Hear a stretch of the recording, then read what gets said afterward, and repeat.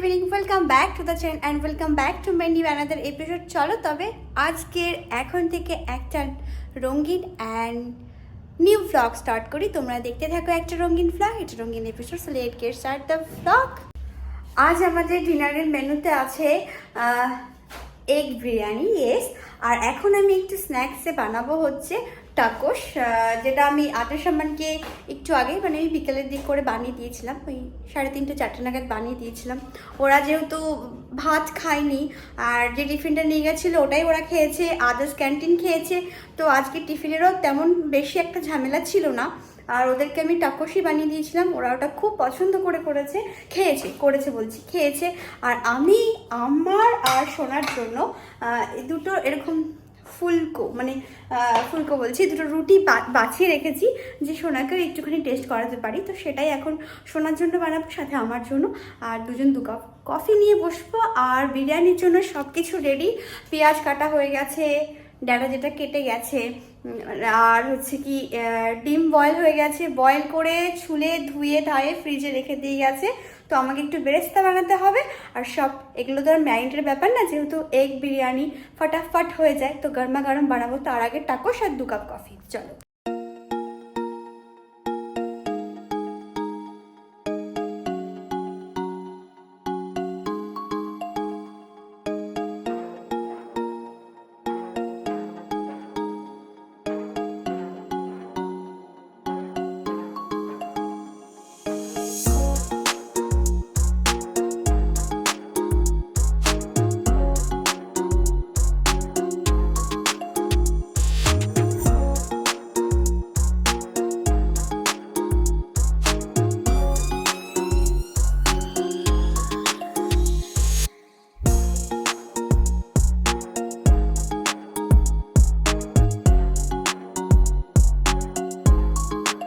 ফ্রিজে কি খুঁজছো বাবু?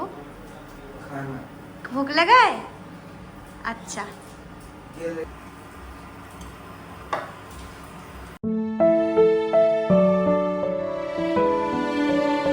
কফি বানাচ্ছি কিন্তু তোমার জন্য। বানানো হয়ে গেছে, আর কি বানাবো?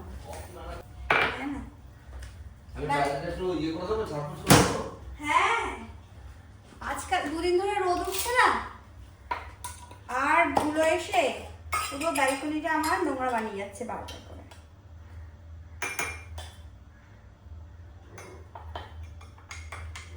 কার কার ব্ল্যাক কফি খেতে ভালো লাগে?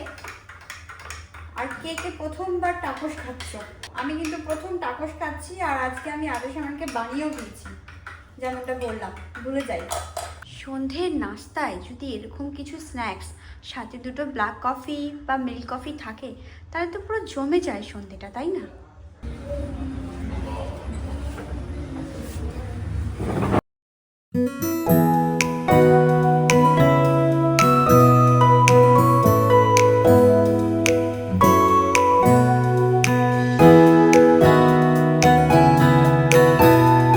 চায়ের ব্রেক শেষ, এবার তো ডিনারটা বানাতে হবে।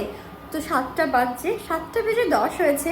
তো চলো ডিনার বানিয়ে নিই, নাহলে এরপর খেতে লেট হয়ে যাবে। আর খেতে লেট হয়ে গেলে শুতে লেট হয়ে যাবে। এমনিতেও আমরা একটু শুই লেট করে, কারণ আধা সময় পড়াশোনা করে আর সোনা ল্যাপটপে একটু কাজ করে, তার জন্য লেট হয়। তো ডিনারটা যদি লেট হয় তাহলে কালকে সকালে ব্রেকফাস্টটা স্কিপ করতে হবে। তো আমি চাই না প্রায় দিন স্কিপ করতে ব্রেকফাস্ট। তো যাই হোক, তো চলো এখানে আমি ফ্রাইং প্যান বসিয়েছি। এই যে অনিয়ন এখানে কাটা আছে, ডাটা কেটে রেখে গেছে, সুন্দর করে স্লাইস করে করে এই যে অনিয়ন কেটে দিয়েছে। এখন বেরেস্তা বানাবো। এখানে তেলটা গরম হয়ে গেছে, আর কিছুটা অনিয়ন দিয়ে ভাবছি বেরেস্তাটা বানিয়ে, আর কিছুটা অনিয়ন আমি গ্রাইন্ড করব, কারণ আমি বিরিয়ানিটা একটু অন্যরকমভাবে বানাই। এখানে বিরিয়ানির জন্য একটু মশলা পিষে দিচ্ছি।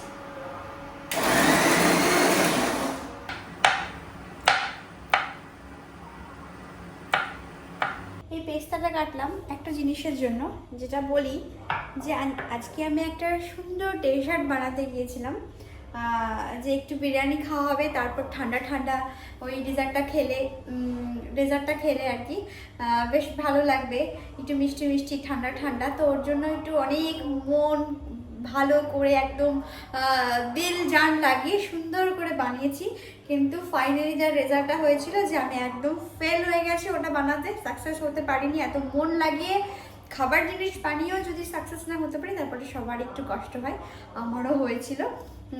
তো সেটা বানিয়েছিলাম হচ্ছে ভাপা দই, যে সবাইকে একটু সারপ্রাইজ করব, তো সেটা আর হলো না। বাট ওই একটা ছানা কেটে গেছিলো, হয়তো আমার টাইমিংয়ের প্রবলেম ছিল, হয়তো আমার কোয়ান্টিটির প্রবলেম ছিল, আমি জানি না কোনটার প্রবলেম ছিল।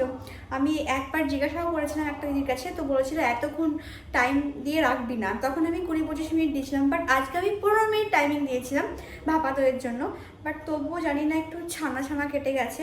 তো এরকম ঠিক লুকটা এসছে, এই যে এরকম এসছে। বাট আমি কি করেছি, এরকমভাবেই রেখে দিয়েছি, এর উপরে একটু পেস্তা ছড়িয়ে দেবো আর বলবো কেটে কেটে এটাকেই খাও। আর টেস্ট তো কিছু তো একটা মিষ্টির পাবে, ছানার পাও বা সন্দেশের পাও বা দইয়ের পাও, কিছু তো পাবে। তো এটাই বলেছি, ভাববো যে এটাই দেবো খাওয়ার পর ডেজার্ট হিসাবে খাওয়ার জন্য।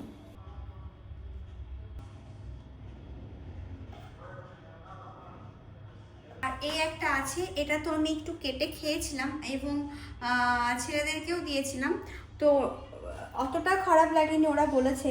এই যে এখান থেকে আধা কেটে ওদেরকে দিয়েছিলাম আর আমি 1 চামচ টেস্ট করে দেখেছি। তো এটাও একটু গার্নিশ করে নিই ইয়ে দিয়ে, পেস্তা দিয়ে। যেটা বানাতে চেয়েছিলাম সেটা হয়তো বানাতে পারিনি, কিন্তু দেখতে কিন্তু একদমই বাজে লাগছে না, অনেকটা সুন্দর লাগছে। আর ওই পেস্তা বাদামটা ছড়িয়ে যেন এর আরও যেন একটা সুন্দর হয়ে উঠলো, কি বলবো, আরও দেখতে সুন্দর হয়ে উঠলো। যাই হোক, আমি এটাকে ফ্রিজে রাখি, ঠান্ডা ঠান্ডা করে খাওয়ার পর সবাইকে সার্ভ।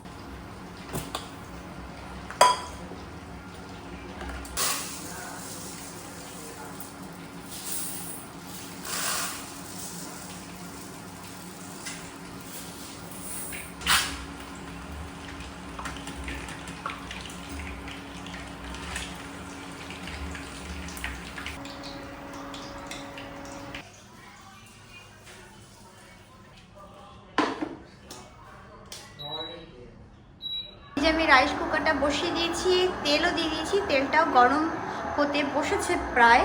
আর এখানে আমি এই দেখো মশলা রেডি করে রেখেছি, এর মধ্যে হচ্ছে গিয়ে লবঙ্গ আর হচ্ছে এলাইচিটা মিশিং, যেটা এই মুহূর্তে আমার কাছে অ্যাভেলেবেল নয়। ঘি রেডি করে রেখেছি, এবার পাট পাট করে যা যা মশলা লাগবে সেগুলো রেডি করব। আর এখানেও আমার ডিমটা ফ্রাই হয়ে গেছে এখানে, আর বেরেস্তাও বানানো হয়ে গেছে। এখানে যে মশলাটা করেছি বিরিয়ানির জন্য ওটাও রেডি হয়ে গেছে। এই মশলাটার সম্পর্কে একটু বলবো। কিছুদিন আগে এই মশলাটা আমি কিনে নিয়ে এসেছিলাম সিম্বা সুপার মার্কেট থেকে, এর জিরে গুঁড়োটা কিনে নিয়ে এসেছিলাম। তো সত্যি বলছি, যেমন জিরে গুঁড়ো তেমন এর হলুদ গুঁড়োটা। যারা এখান থেকে আমার ব্লগ দেখো তারা এই কোম্পানির এই বিরিয়ানি মশলাটা আমি এখনও ট্রাই করিনি, আজকে করব প্রথমবার। বাট জিরে গুঁড়োটা আর হচ্ছে গিয়ে হলুদ গুঁড়ো আর লঙ্কা গুঁড়ো, এই 3টে মশলা ট্রাই করতে পারো। আমার মনে হয় যারা ইন্ডিয়ার মশলা ছাড়া ইউজ করো না তারা এইটা পেলে ইন্ডিয়ার মশলার সাথে কম্পেয়ার করতে পারবেই, কারণ একদম সিমিলার মনে হয় যে না, একটু ঘ্রাণটাও ওরকম আছে, জিরে গুঁড়োটার ঘ্রাণ ওরকম আছে, হলুদ গুঁড়োতে কালার আসে এবং লঙ্কা গুঁড়োতে একটু হলেও মাত্রাতে ঝাল আছে। তবে থেকে এই যে আমি সব এরই বিক্রি বলছি, এরই সব ইউজ করছি এই মশলারই। এই দেখো এখানে গরম মশলাটা প্রায় ফুরিয়ে এসছে অলরেডি, 2টো এরকম ছোটো ছোটো কন্টেনার ফুরিয়ে এসছে। দেখো জিরে গুঁড়োটা এটাও ফুরিয়ে এসছে, এটাও 2-3টে হয়ে গেছে শেষ। আর এটা হচ্ছে এই ব্ল্যাক পেপারের ইয়েটা, এটাও দেখো শেষ পুরো। মানে এর সবকটাই মশলা বেশ ভালো।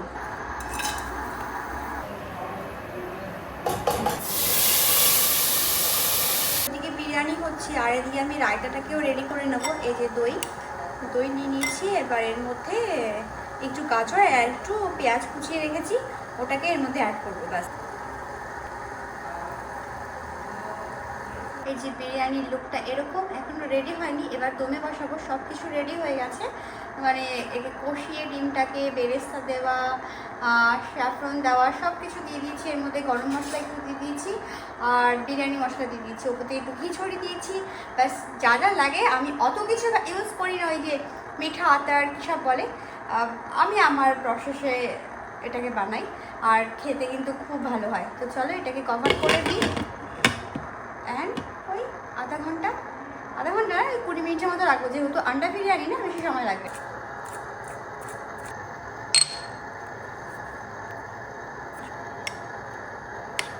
কাজ করতে করতে অনেক সময় আমরা হাঁপিয়ে উঠি আর তখন জল পিপাসা পায়, কিন্তু আমরা এতটাই বিজি থাকি কাজে, মানে বিজি তো থাকি আর মাইন্ডটাও আমাদের কাজে থাকে যে আমাদের এই জিনিসটা ভালো করে করতে হবে। তো জল পিপাসা পেলেও না আমরা নিয়ে খেতে ইচ্ছে করে না, তো এই জল পিপাসাটা পিপাসাই রয়ে যায়। তো এখন আমার এসে 1 গ্লাস জল আমাকে দিয়ে গেল পিপাসা মেটানোর জন্য। এরকম যদি সত্যি ঘরের বাচ্চা কাচ্চারা যদি এরকম কিছু একটা করে না, মন থেকে একটা আলাদাই খুশি আসে।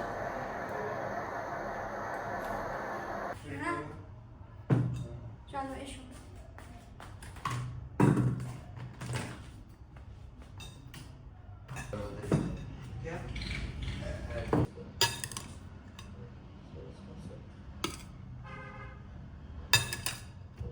সোনা, আগে সামান।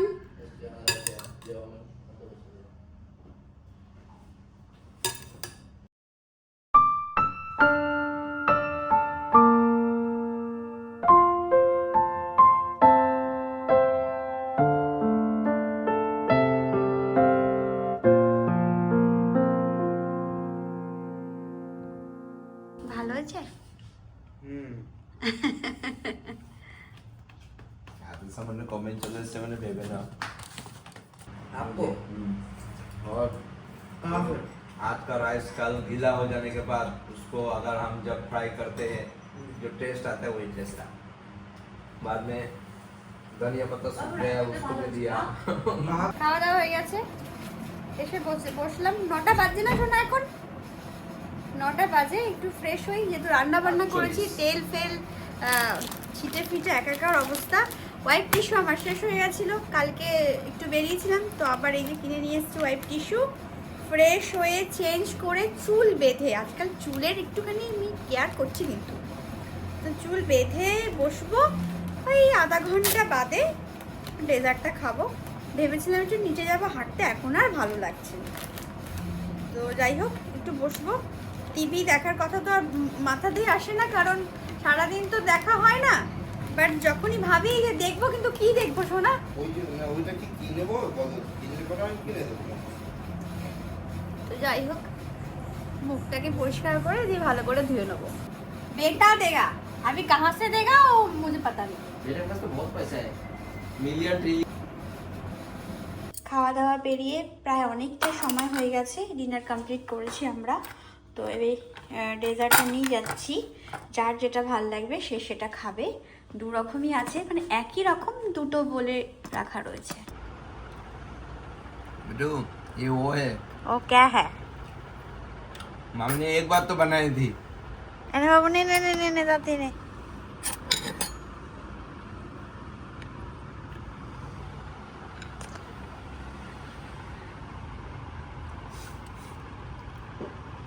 তিনটে মাথা একসাথে। समझ नहीं आ रहा क्या है, पर अच्छा है। वो आंटी ने बनाया था याद है? আরে तीन ভাপা मम्मा ने দই बनाया था, বানাতে yes। গেছিলাম, কিন্তু বানাতে পারিনি শোনা, আমি ফেল হয়ে গেছি ভাপা দই বানাতে। কেন?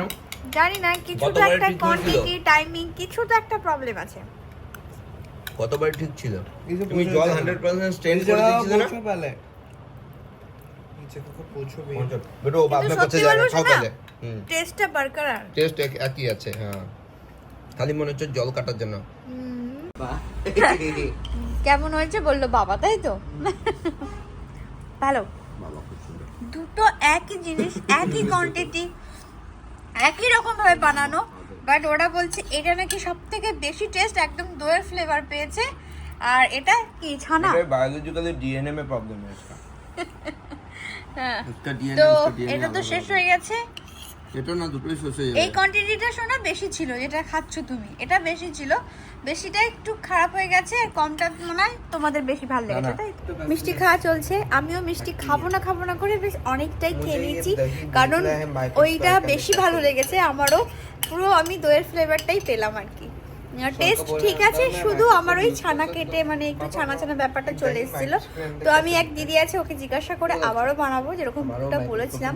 তো চলো আজকের ব্লগটা এখানেই থাক, সবাই ভালো থেকো, সুস্থ থেকো।